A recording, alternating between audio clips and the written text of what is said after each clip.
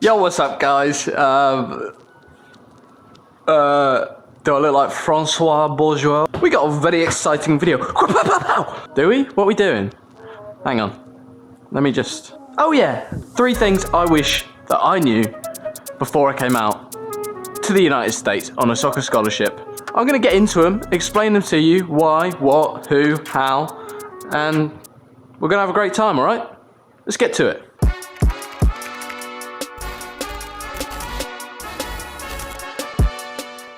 So you might be wondering what on earth just happened, what you just watched. It's this bad boy. Check it out. Got a new camera. Absolute wonders. Anyway, today we're going to be talking about the top 3 things I wish I knew before I came out to the States. For those of you that don't know, I'm an international student here in America. I'm from the UK, if you can't tell from my accent.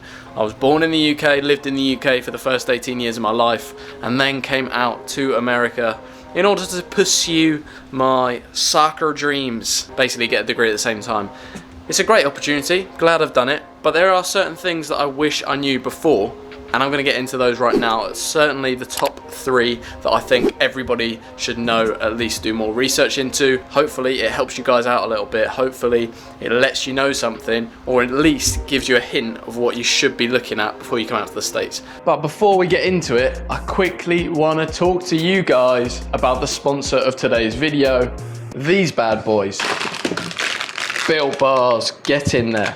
Now, as you guys know, for the past couple of videos, Built Bar has been the sponsor, and I love them, right? These guys sorted me out with these protein carbohydrate bars that are fantastic. Check them out, look at that. This one is the coconut flavor, and as you can see right there, 130 calories, 17 grams of protein.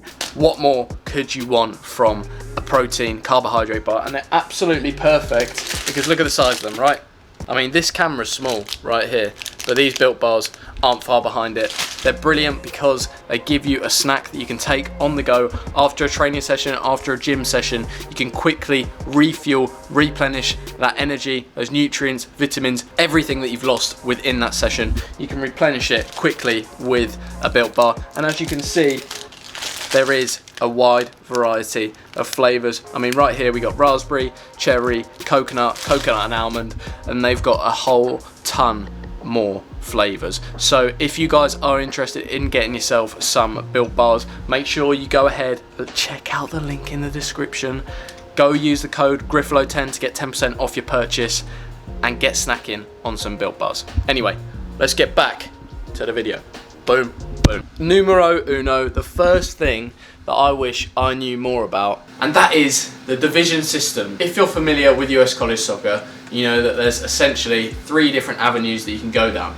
You can go NCAA, NAIA, and JUCO. Now, when I first found out about the opportunity to come to the States and the opportunity to play football in America, I wasn't very well informed. I'd only just found out about the possibility and I didn't understand the system whatsoever. I wish I knew a lot more about in terms of how good the standard is, actually, surprisingly, and basically understanding the differences. One very common misconception is that Division 1 universities are better than any D2, any D3, any NAIA. And the reality of the matter is that yes, top D1 universities, they're the bee's knees, right? Your Stanfords, your Wake Forests, all of those who are competing for the top D1 spots. Go down to middle of the pack to the bottom D1 universities, and there are many D2 teams that will beat them. And that's a bit confusing to somebody coming from the outside into a division system, right? You think, right, D1 must be the best. The division system is divided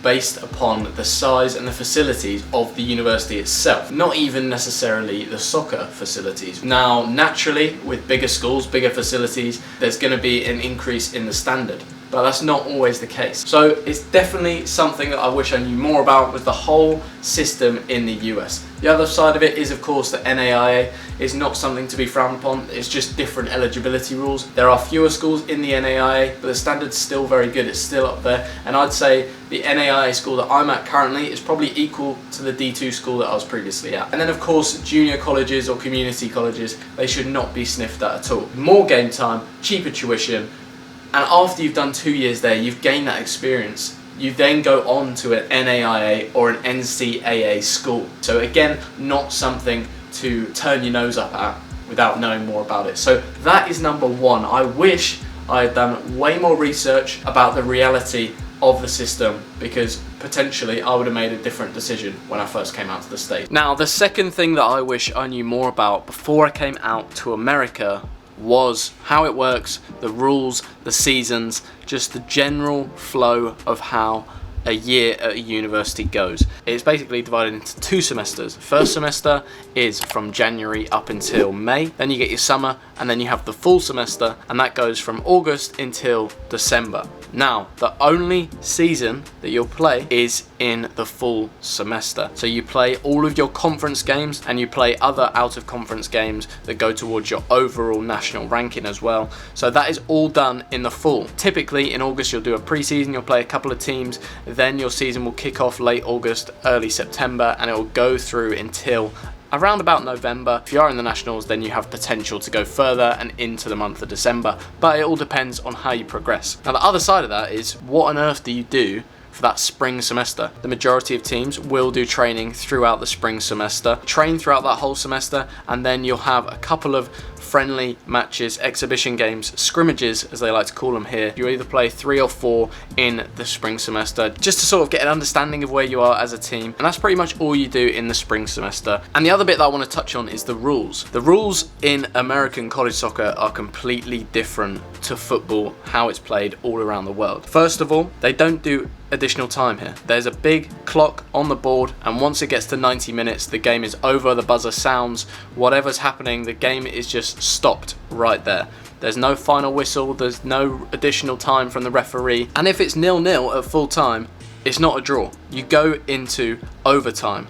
That is basically golden goal, and golden goal is pretty self-explanatory, it's next goal wins. But the weirdest part about it is that if it's a draw after overtime, that is, by the way, 10 minutes per half, then it's a draw.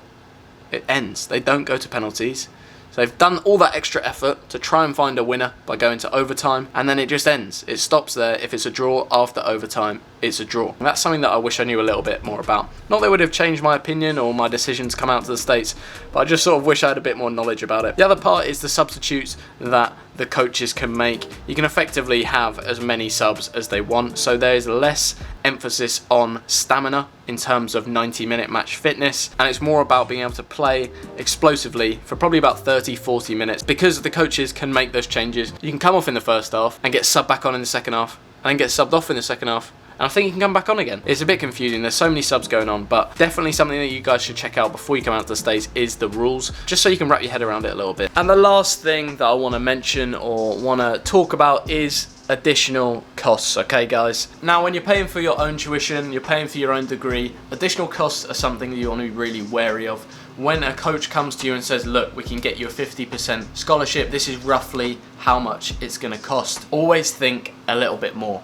And by a little bit more, I mean about $1,000 more, because there are other additional costs that come. You have to pay tuition, you have to pay any extra in terms of international insurance, because everybody has to be insured. Make sure that you're paying for your books, food, you have housing. So there are additional costs that you need to be aware of. And of course, if you're an international student, you need to make sure you know about flights and in terms of getting out to the States. Now, all of this can be supplemented. You know, you can get a job on campus. You can work up to 20 hours per week in a semester, I believe. But that is something to make sure that you're aware of, is those additional costs. They'll give you a face value, but take it with a pinch of salt. Keep that in mind when you're getting an offer, when you're weighing up the finances, when you're weighing up the cost of the degree. And that's not necessarily the coaches being, you know, shady about it. They'll tell you what they're offering you. The matter of the fact is that the universities just love chucking a bit of extra money on there that you're gonna have to pay, all right? So that is a third thing that I wish I knew about coming to the US.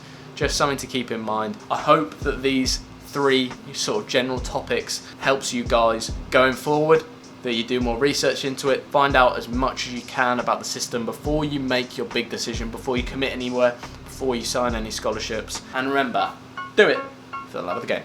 Peace.